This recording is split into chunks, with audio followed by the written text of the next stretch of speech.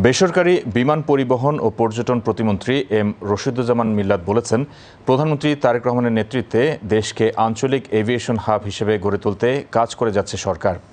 সকালে রাজধানীর একটি হোটেলে আয়োজিত বোয়িং ও ইউএস বাংলা এয়ারলাইন্সের মধ্যে উড়োজাহাজ লিজ সংক্রান্ত চুক্তিপত্র হস্তান্তর অনুষ্ঠানে তিনি একথা বলেন। অনুষ্ঠানে পররাষ্ট্র উপদেষ্টা হুমায়ুন কবির, বাংলাদেশে নিযুক্ত যুক্তরাষ্ট্রের রাষ্ট্রদূত ব্রেন্ট টি ক্রিস্টেনসেন, বোয়িংয়ের ভাইস প্রেসিডেন্ট পল রিগি, ইউএস বাংলা এয়ারলাইন্সের ব্যবস্থাপনা পরিচালক মোহাম্মদ আবদুল্লাহ আল মামুন সহ সরকারি ও বেসরকারি উচ্চপদস্থ কর্মকর্তারা উপস্থিত ছিলেন। পররাষ্ট্র উপদেষ্টা হুমায়ুন কবির বলেন, সরকারি বেসরকারি অংশীদারিত্ব এবং সহযোগিতায় দেশের শক্তিশালী এভিয়েশন হাব গড়ে তোলা সম্ভব। উল্লেখ্য, যুক্তরাষ্ট্রের উড়োজাহাজ নির্মাতা প্রতিষ্ঠান বোয়িং থেকে ২১টি অত্যাধুনিক উড়োজাহাজ লিজ নেওয়ার চুক্তি করেছে দেশের বেসরকারি বিমান পরিবহন সংস্থা ইউএস বাংলা।